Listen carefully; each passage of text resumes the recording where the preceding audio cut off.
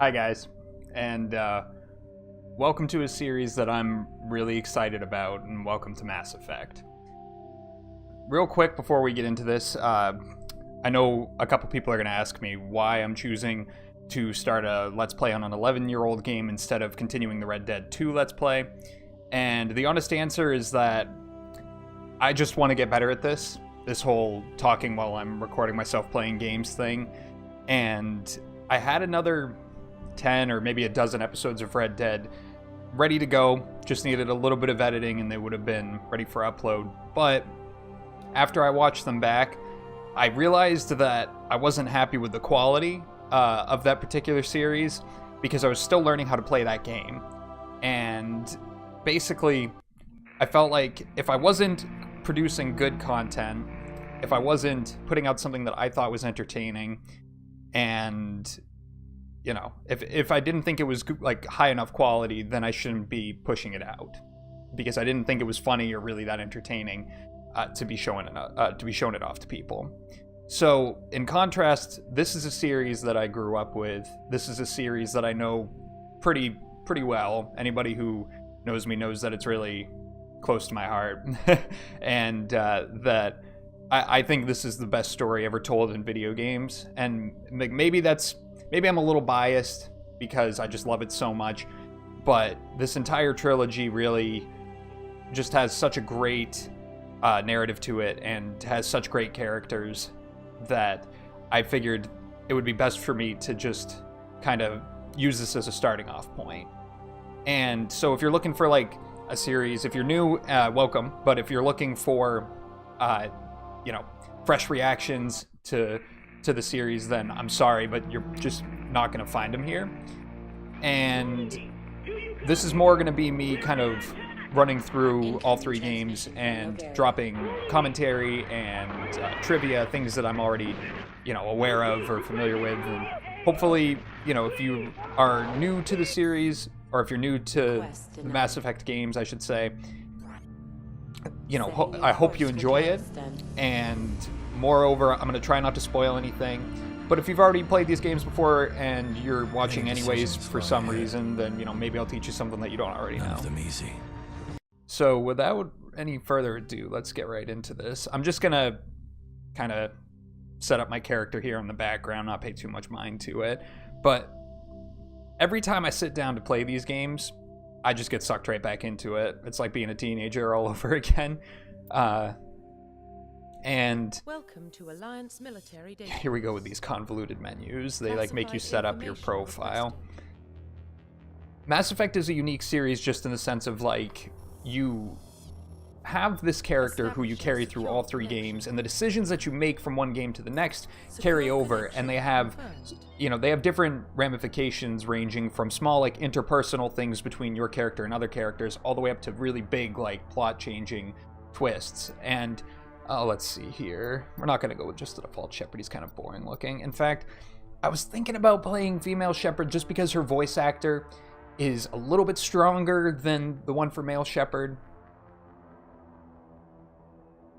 But I played female Shepard my last time. It's been a couple years since I've played this game, which for me is actually kind of a long time to not have played Mass Effect. But let's go with custom male. Screw it. And we're going to pull one of these. Look at this old Xbox 360 interface. We're going to just name him after my gamer tag.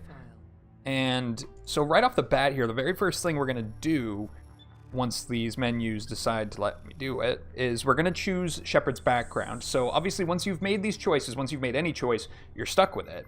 But you set up who Shepard was before any of the events of the game take place. So you're going to set up his pre-military career and then the reputation that he's given himself as a military officer. So here are three options for pre-service history. We've got Spacer, which is both of your parents were in the Alliance military and your childhood was spent on ships and stations as they transferred from posting to posting, never staying in one location for more than a few years. Then, following in your parents' footsteps, you enlisted when you were 18. And we've got Colonist. You were born and raised on Mindwar, a small border colony in the Attican Traverse, but when you were 16, slavers raided Mindwar, slaughtering your family and friends. You were saved by a passing Alliance patrol, and you enlisted with the military a few years later. So that's a Shepard who chose to join the Alliance, which is humanity's space government, because he looked up to them because they saved his life, essentially. And then we've got Earthborn. And this one is probably the most popular, I would imagine, among fans of the game. It's certainly the one I've chosen the most. And that is that you were born as an orphan on Earth in the megatropolises, and you escaped a life of petty crime and underworld gangs by enlisting with the Alliance military when you turned 18. So a Shepard born and raised on Earth, straight from the heart of humanity. But, you know, I think we're going to mix it up a little bit. Spacer, that's the one you kind of have a relationship with your parents still. I think that's the only one, actually. Yeah, it's the only one where your parents are still alive. And you'll talk to, like, I think you talk to your mother a few times on the fringes during that. But then we've got Colonist here. And I think we're going to go with Colonist. That's a Shepard who had kind of a more, you know, tattered past. Definitely, like, rougher origins. And then we've got these three choices, which are your psychological profile. Now, this is the reputation that Shepard has garnered while being with the Alliance. So we've got Sole Survivor, which is during your service, a mission you were on went horribly wrong. Trapped in extreme survival situations, you had to overcome physical torments and psychological stresses that would have broken most people. You survived while all those around you fell, and now you live on to tell the tale. We've got War Hero, which is early in your military career, you found yourself facing an overwhelming enemy force. You risked your own life to save your fellow soldiers and defeat the enemy despite impossible odds. Your bravery and heroism have earned you medals and recognition from the Alliance. And then we got Ruthless, which is that throughout your military career, you've held fast to one rule: get the job done. You've been called cold, calculating, and brutal. Your reputation of ruthless efficiency makes your fellow soldiers wary of you, but when failure's not an option, you are the option they go to. So, Ruthless is definitely the one that you would pick if you were choosing Renegade, and to explain what that means, this is a mid-2000s, it's a game from 2007, and it's an RPG with a karma system, and by that I mean that you basically either have the chance to roleplay as a Boy Scout type of character, or you can be someone who's a bit more of a dick, basically. And Ruthless would kind of lend more into that. I think we're going to go with War Hero. And the significance of these choices, you know, first off, it helps you understand Shepard a little bit more as a character, because he is a different character for everyone who plays him. There's a reason why people will refer to their playthrough character as like my Shepard or your Shepard, because everyone does do things just a little bit differently where they can. And it's going to change the way that certain people talk to you, certain events that will happen during the course of the games. It's dependent on these choices.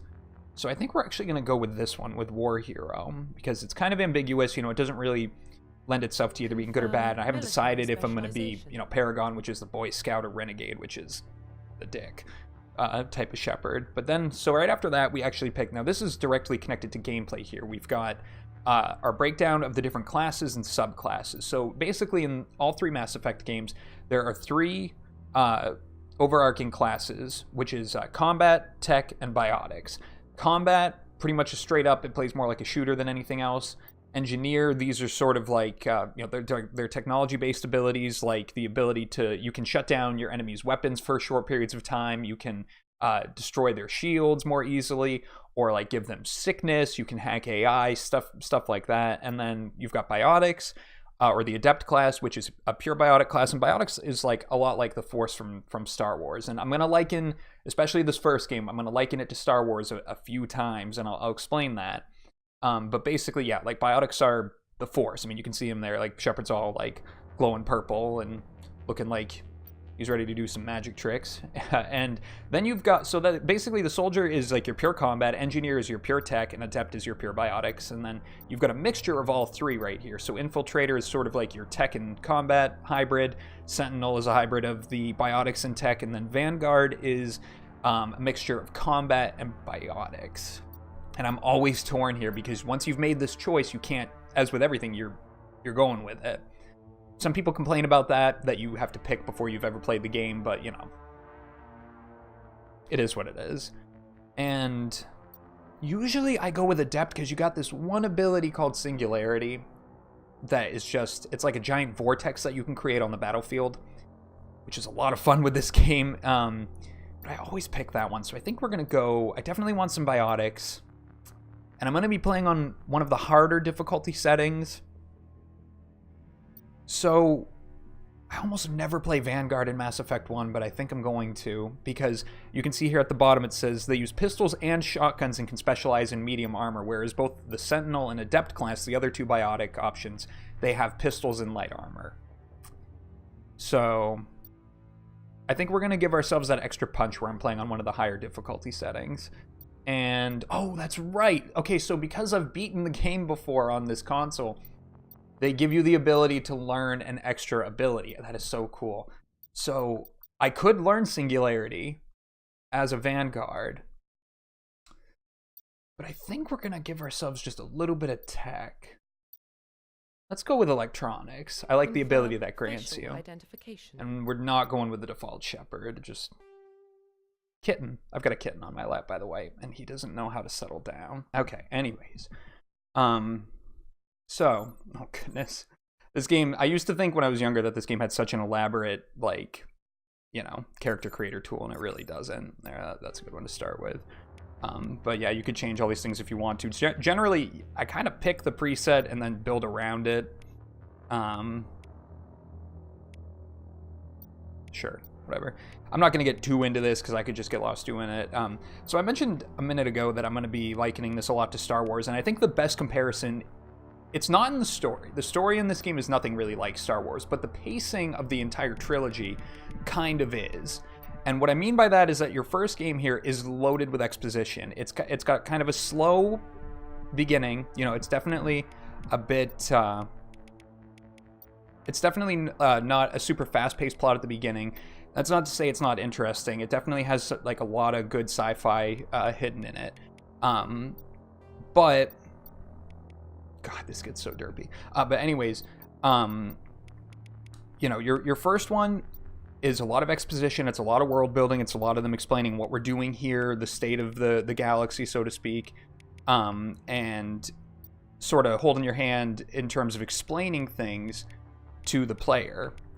And then the second one is this really like action-packed, like bombastic, like sort of journey that, you know, hits a bunch of high and low notes, and it's generally considered the best of the trilogy.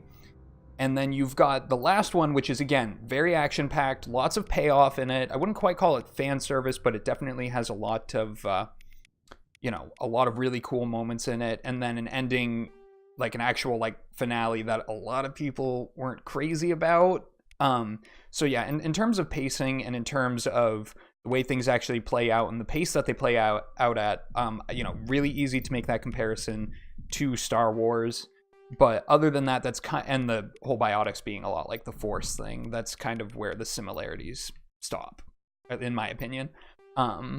Because this is a very unique sci-fi world. What are we doing for the beard?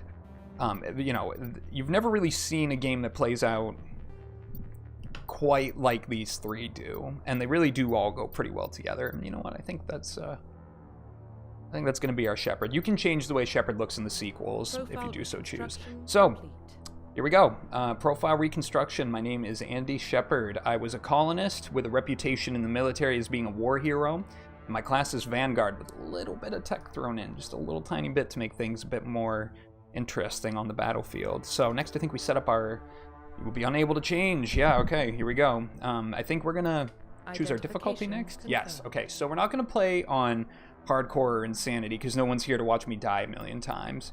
And this isn't gonna be a completionist run through. I'm definitely not gonna do like all the planetary, you know, side missions and collectible stuff. I'm not gonna go looking around for all the resources and logs and stuff like that because I'm more interested in doing the stuff that's going to have impact on the next two games. So obviously the main plot, but then I'll also be doing the side missions that I know come up later on as well. And then we've got for squad power usage, we want that off. You really don't want sometimes your squad's powers will really save you if you use them properly, but you want to be the one commanding your squad on when to use things, not just having them waste them and then screw yourself, and then we'll keep autosave on. So here we go. I'm gonna let the cutscenes do a lot of the talking, especially like the big, like pivotal story moments. You know, I'll drop commentary here and there, but otherwise, here we go. Well, what about Shepard? He grew up in the colonies. He knows how tough life can be out there. His parents were killed when slavers attacked Mindwar. He proved himself during the Blitz. Held off enemy forces on the ground until reinforcements arrived. He's the only reason Elysium is still standing. We can't question his courage. Humanity needs a hero, and Shepherd's the best we've got. I'll make the call. Do my best to read this off to you guys. In the year 2148, explorers on Mars discovered the remains of an ancient spacefaring civilization. In the decades that followed, these mysterious artifacts revealed startling new technologies, and the basis for this incredible technology was a force that controlled the very fabric of space and time. They called it the greatest discovery in human history. The civilizations of the galaxy call it... I'm sorry. I'm a dork, I know. I just get pulled into this every time, because I know how great it ends up being. The Arcturus Prime relay is in range. Initiating transmission sequence. Seth Green. Oh, Private Jenkins.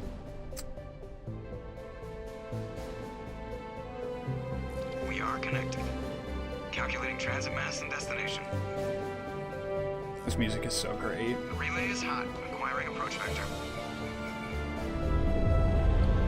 All stations secure for transit.